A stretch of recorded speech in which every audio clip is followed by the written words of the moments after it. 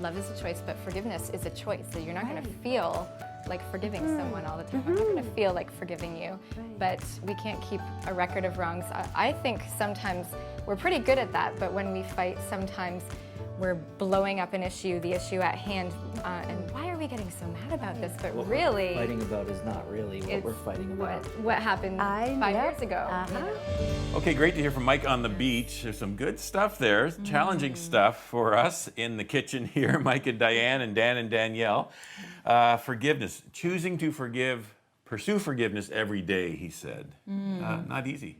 It's not easy, but it's necessary because none of us are perfect. We all need to be forgiven by our spouse on a regular basis. Yeah, very true. By show of hands, how many people have made a mistake? Yeah, so we all have, and we have this. As we're talking about the transactions, we get legalistic. We tend to get legalistic in this thing, but we all fail, and so knowing that coming in, we have that observation that we do all fail, and that little part in 1 Corinthians 13, love is patient, love is kind, but there's one little statement that says, love keeps no record of wrongs. Right.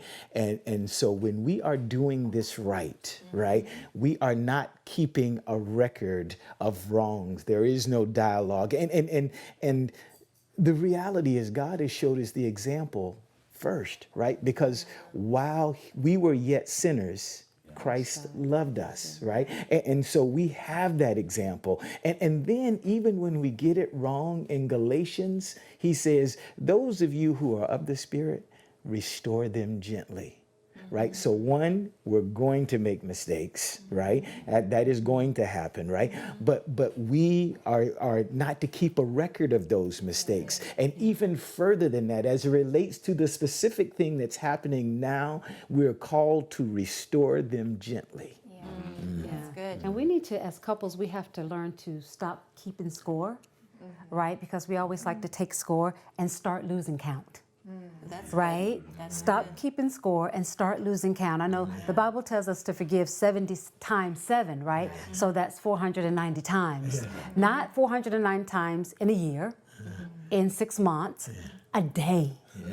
400, you have to forgive 409 a day, right? Because he tells us that's our job. That is what we're supposed to do, is to forgive over and over and over again. And like you said earlier, Diane, love is a choice, but forgiveness is a choice. So you're not going to feel like forgiving someone all the time. I'm not going to feel like forgiving you, but we can't keep a record of wrongs. I think sometimes we're pretty good at that, but when we fight, sometimes we're blowing up the issue at hand, and why are we getting so mad about this? But What really, we're fighting about is not really what we're fighting about. What happened 5 years ago.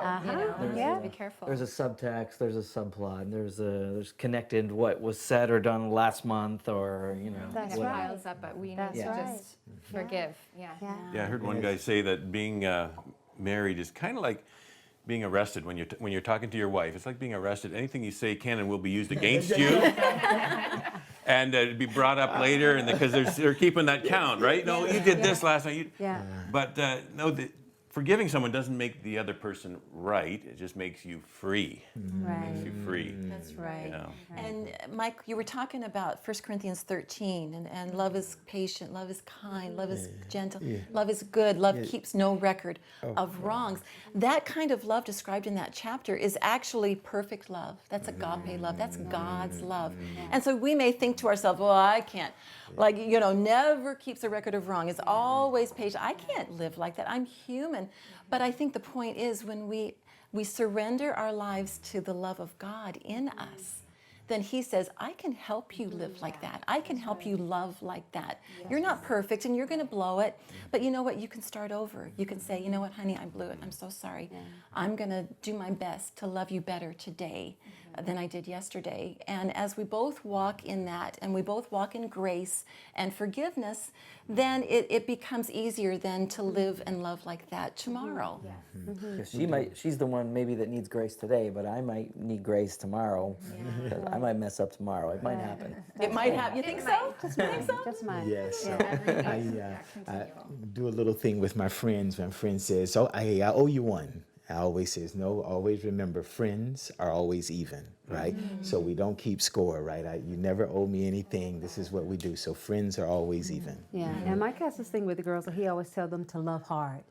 And I love that because if you are loving hard, it makes it easy to forgive, right? So there's that, it brings that love factor back into the picture, right? Because if you're loving the way God tells us to love, it makes it easy to forgive, right? Yes. Love puts someone else's interest before your own. It's a very simple formula. Put someone else's interest before your own. Simple to know, hard to do sometimes. Yeah. Sometimes it takes some yeah. visiting, and that's Oh, okay. Wow. Over. Wow. Yeah. Yeah. That's true. It's kind of like dieting. No way. Not eating it. Okay, so bottom line, got to choose to forgive, pursue that forgiveness every day, and sometimes it's multiple times a day. Yeah. And choosing not to forgive is unforgivable, Yeah. Oh. Yeah. right? Simple. It really is. She's smart. You married up, Mike. Simple. Okay. Well, stay with us. There's more to come.